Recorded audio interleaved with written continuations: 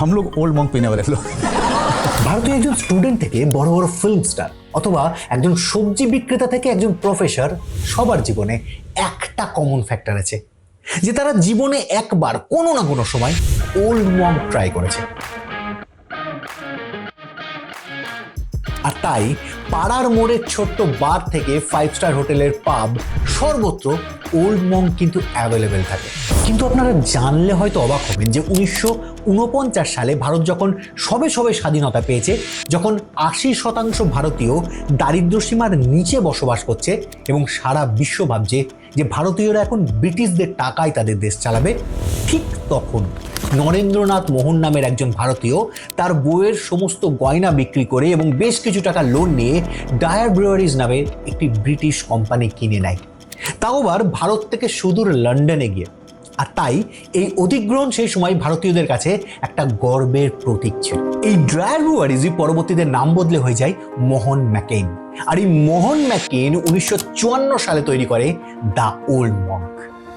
1970 থেকে 80 দশকে old Monk ভারতবর্ষের নাম্বার 1 রামের ব্র্যান্ড ছিল। মোহন ম্যাকিন এই সময় 8 মিলিয়ন কেস ওল্ড মঙ্ক বিক্রি করতো বছরে। কিন্তু 2015-16 সাল আস্তে আস্তে এই মোহন ম্যাকিন অলমোস্ট দেউলিয়া হয়ে যায় এবং সবাই ধরেই নেয় যে ওল্ড মঙ্ক শেষ। বাট 2021 সালে ওল্ড মঙ্ক আবার ফিরে আসে অনেকটা ফিনিক্স পাখির মতো।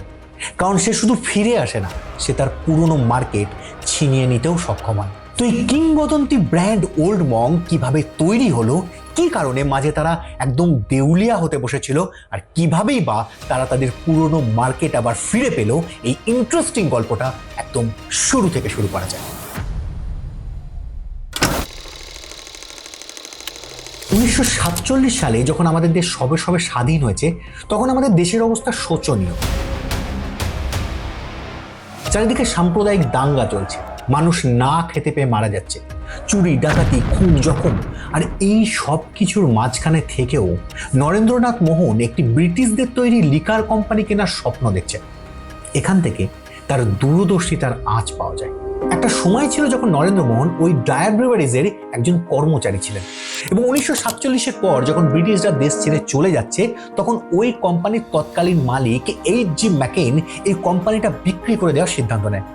এবং এই কোম্পানিতে কাজ করার দৌলতে নরেন্দ্র মোহন খুব ভালো বুঝেছিলেন যে দেশের পরিস্থিতি একটু শান্ত হলে ভারতে একটা বিরাট বড় মার্কেট তৈরি হবে, আর সেই মার্কেটে একমাত্র অ্যালকোহল প্রস্তুতকারী সংস্থা হয়ে উঠতে পারলে একটা বিরাট অঙ্কের বিজনেস গড়ে তোলা সম্ভব। তো এই সময় নরেন্দ্র মোহন তার বইয়ের গয়না বিক্রি করে বেশ কিছু টাকা জোগাড় করে এবং বাকি টাকা বিভিন্ন জায়গা থেকে ঋণ নিয়ে সে সোজা লন্ডন চলে যায়।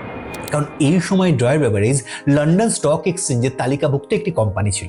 নরেন্দ্র মোহন লন্ডনে গিয়ে ওই কোম্পানির তৎকালীন মালিক এইচ.জি. ম্যাকেইনের কাছ থেকে কোম্পানির বেশিরভাগ শেয়ারটাই কিনে নেয়।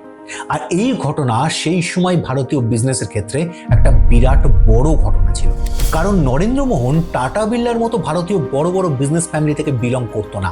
কিন্তু তারপরেও এত বড় রিস্ক নেওয়ার জন্য প্রয়োজন পড়ে প্রচুর আবেগ এবং বিরাট বিচক্ষণতা। আর সেটা যে তার মধ্যে ছিল, তার সব থেকে বড় প্রমাণ হচ্ছে ভারতে বসে ওল্ড মঙ্কের মতো ডার্ক রাম তৈরি করা। একটা একদম নতুন কোম্পানি, সেটা উঠবে নাকি পড়বে এটা নির্ভর করে ওই কোম্পানির ওনারের নেওয়া সঠিক সময়ের সঠিক ডিসিশনের উপর। মোহন ম্যাকিনের উত্থান এবং পতন দুটোই কিন্তু ওই টাইম এবং ডিসিশন, এই দুটোর ওপর ভিত্তি করেই হয়েছিল।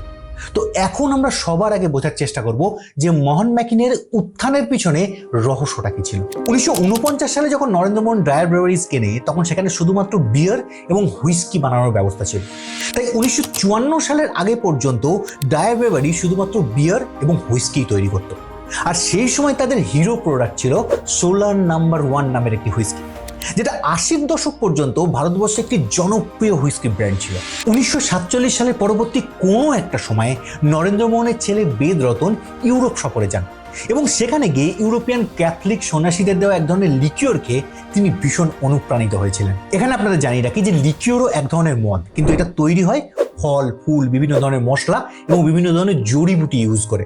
যার জন্য অন্যান্য মদের থেকে এর টেস্ট বেশ কিছুটা আলাদা হয় এবং এতে একটা ভেষজ আলাদা রকমের স্বাদ পাওয়া যায়। তো ইউরোপ থেকে দেশে ফিরে এসে বেদরতন এমন কিছু বানানোর কথা ভাবলেন যেটা স্বাদে এবং গন্ধে বাজার চলতি আর 5টা অ্যালকোহলের থেকে বেশ কিছুটা আলাদা হবে, কিন্তু দামেও সেটাকে অনেক সস্তা হতে হবে।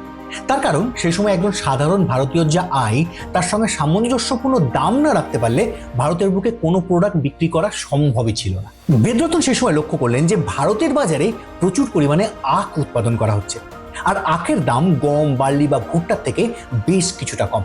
আর এখান থেকেই তার মাথায় রাম তৈরির আইডিয়া এলো, কারণ আখ থেকে একমাত্র রাম তৈরি হতে পারে। কিন্তু প্রথম থেকেই তিনি এটা মাথায় রেখেছিলেন যে তার তৈরি রাম গুণগত মানের দিক থেকে বাজার চলতি আর 5টা রামের থেকে বেশ কিছুটা আলাদা হবে এবং কিছুটা প্রিমিয়াম হবে, যার জন্য আখের সঙ্গে বিভিন্ন ধরনের মশলা মিশিয়ে তারপরে সেটাকে মজতে দেওয়া হতো, যাতে যে অ্যালকোহলটা তৈরি হতো সেই অ্যালকোহলে অটোমেটিক্যালি একটা ডিফারেন্ট স্বাদ বা গন্ধ অ্যাড হয়ে যায়।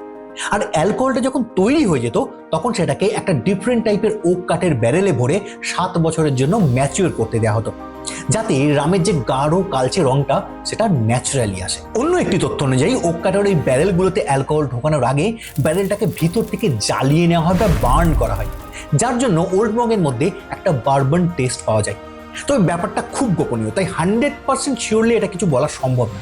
তবে 1954 সালের 19শে ডিসেম্বর প্রথমবার এই ওল্ড মগ তৈরি হয়েছিল, আর সেদিন থেকেই মোহন ম্যাকিনের ভাগ্য বদলে গেছিল।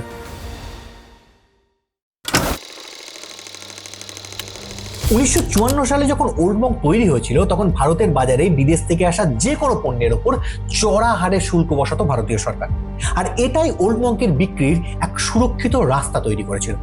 তার কারণ সেই সময় ভারতের বাজারে যে দেশীয় রাম বা হুইস্কি পাওয়া যেত সেগুলো গুণগত মানের দিক থেকে এবং টেস্টের দিক থেকে খুব খারাপ ছিল, আর বিদেশি যে ব্র্যান্ডগুলো ছিল সেগুলো সাধারণ ভারতীয়র ধরাছোঁয়ার বাইরে ছিল। কারণ সেই সময় একজন সাধারণ ভারতীয় কর্মচারীর অ্যাভারেজ বেতন হতো 17 টাকা থেকে 21 টাকা।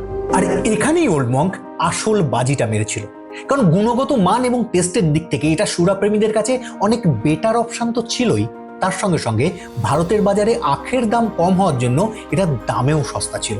আজকের দিনে ভাবলে অবাক হতে হয় যে বিজ্ঞাপনের জন্য 1 টাকা খরচা না করে 1970-80 দশকে ভারতবর্ষের নাম্বার 1 অ্যালকোহল ব্র্যান্ড ছিল এই ওল্ড মগ, এবং বিশ্বের 3য় সর্বাধিক বিক্রিত রাম ছিল এটি। এই সময় 80 লক্ষ কেস বা 80 লক্ষ কার্টন ওল্ড মগ বিক্রি করত এই মোহন ম্যাকিন কোম্পানি। তবে তাদের এই সুখের দিন বেশি দিন স্থায়ী হয়নি। মোহন ম্যাকিনের সব থেকে বড় অহংকারের জায়গা ছিল যে তারা অ্যাড বা মার্কেটিং এর পিছনে 1 টাকা খরচ না করেও দেশের নাম্বার 1 অ্যালকোহল ব্র্যান্ড বানিয়ে ফেলেছে। কিন্তু 1991 সালে এসে এই অহংকারই তাদের পতনের মূল কারণ হয়ে দাঁড়িয়েছিল। 1991 সালে আমাদের তৎকালীন প্রধানমন্ত্রী পিভি নরসিমহা রাও এবং ফাইন্যান্স মিনিস্টার মনমোহন সিং মিলে বিদেশি কোম্পানিগুলোর জন্য ভারতের দরজা ওপেন করে দিয়েছিল। এতে ভারতের বাজারে বিদেশি মুদ্রা বা ডলারের ফ্লো বেশ কিছুটা বেড়ে গেছিল, কিন্তু ভারতীয় কোম্পানিগুলোর জন্য প্রতিযোগিতাও বেড়ে গেছিল কয়েক গুণ। এই সময় ডিআইজিও বা বাকারির মতো বড় বড় অ্যালকোহল মার্কেটের প্লেয়াররা ভারতের বাজারে এন্ট্রি নিতে শুরু করে এবং বাজারে ঢুকেই তারা অ্যাগ্রেসিভ মার্কেটিংও শুরু করে দেয়। তারা নিত্য নতুন প্রোডাক্ট ভারতের মার্কেটে লঞ্চ করতে থাকে, আর সেই প্রোডাক্টগুলোর প্রমোশনের জন্য অ্যাড ক্যাম্পেনিংয়ে প্রচুর টাকা খরচা করতে শুরু করে। এই সময় থেকে সোডা বা প্যাকেজ ড্রিঙ্কিং ওয়াটারের নামে অ্যালকোহলের অ্যাড বিভিন্ন পেপার বা বড় বড় হোর্ডিংয়ে আসতে শুরু করে, আর মানুষ সেই বিজ্ঞাপনগুলো দেখে সেই প্রোডাক্টগুলো ট্রাইও করতে থাকে। এতে ওই কোম্পানিগুলোর বিক্রি কয়েক গুণ বেড়ে যায়। কিন্তু আমাদের ওল্ড মগের ওনার তাদের সেই পুরনো নো অ্যাড কৌশলেই আটকে থাকে। এই সময় ডিআইজিও ওল্ড মগের সাথে সরাসরি টক্কর দিতে তাদের ম্যাকডোয়েলস নাম্বার 1 রাম মার্কেটে নিয়ে আসে। তবে মোহন ম্যাকিনও পিছিয়ে থাকে না, তারা ওল্ড মগের দাম ম্যাকডোয়েলসের তুলনায় বেশ কিছুটা কমিয়ে দেয়। তবে ডিআইজিও এই সময় অদ্ভুত একটা কাজ করে, তারা ম্যাকডোয়েলসের দাম না কমিয়ে আরো বেশ কিছুটা বাড়িয়ে দেয়, আর সেই বাড়তি টাকায় তারা আরো অ্যাগ্রেসিভ মার্কেটিং শুরু করে দেয়। ফলস্বরূপ 2013 সালে ওল্ড মগকে ভারতের নাম্বার 1 রামের ব্র্যান্ড থেকে সরিয়ে ম্যাকডোয়েলস হয়ে ওঠে ভারতের নাম্বার 1 রামের ব্র্যান্ড, এবং 2014 সাল আস্তে আস্তে ম্যাকডোয়েলসের বিক্রি ওল্ড মগের 7 গুণ হয়ে যায়। এই সময় ওল্ড মঙ্কের সব থেকে বড় ফেলিওরটা ছিল তারা নতুন প্রজন্মকে কানেক্ট করতে পারেনি।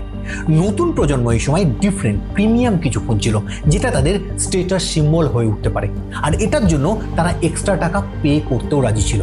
আর ওল্ড মঙ্ক তাদের প্রোডাক্টের দাম কমিয়ে তাদের ব্র্যান্ড ভ্যালু নামিয়ে ফেলেছিল। আর সব থেকে ইন্টারেস্টিং বিষয় হচ্ছে কোনটা প্রিমিয়াম, কোনটা আপনার জন্য স্টেটাস সিম্বল হয়ে উঠতে পারে, এটা এই সময় থেকেই ঠিক করে দিতে শুরু করেছিল বিভিন্ন বিজ্ঞাপন বা বিভিন্ন মার্কেটিংয়ের ট্রিক্স। আর ওল্ড মঙ্ক এখানে সব থেকে পিছিয়ে ছিল। এরপর 2015 সালে বিভিন্ন সোশ্যাল মিডিয়া এবং গণমাধ্যমগুলোতে এই খবর ছড়িয়ে পড়ে যে ওল্ড মঙ্ক চিরতরে বন্ধ হতে চলেছে। কিন্তু ওল্ড মঙ্ক এই সময় কিসের জোরে ঘুরে দাঁড়ালো এটা জানলে আপনিও চমকে যাবেন। আমার খুব ভালোভাবে মনে আছে 2015 সালে যখন ওল্ড মঙ্ক বন্ধের খবর বিভিন্ন সোশ্যাল মিডিয়া বা নিউজ পেপারে ছড়িয়ে পড়েছিল, তখন ওল্ড মঙ্ক লাভাররা তাদের নস্টালজিক পোস্ট দিয়ে ফেসবুক ভরিয়ে দিয়েছিল। আর আমার মতে এর থেকে ভালো মার্কেটিং বা এর থেকে ভালো প্রমোশন আর কিছু হতে পারে না। কারণ যারা নতুন জেনারেশন, যারা এর আগে কখনো ওল্ড মঙ্ক ট্রাই করেনি, তারা চমকে উঠেছিল যে ভাই ওই বোতলটার মধ্যে এমন কি আছে যে মানুষ এত আবেগপ্রবণ হয়ে পড়েছে। আর কোনো ব্র্যান্ডের প্রতি আনুগত্য তখনই আসে যদি সেই ব্র্যান্ড দীর্ঘদিন ধরে তাদের কাস্টমারের প্রতি অনেস্টি দেখায়। আর ওল্ড মঙ্ক এক্ষেত্রে সমস্ত কোয়েশ্চেনের ঊর্ধ্বে। আমার মতে যে কোনো বিজনেস শুরু করার মূল মন্ত্র এটাই হওয়া উচিত যদি আপনি লং টার্মে বিজনেস করতে চান।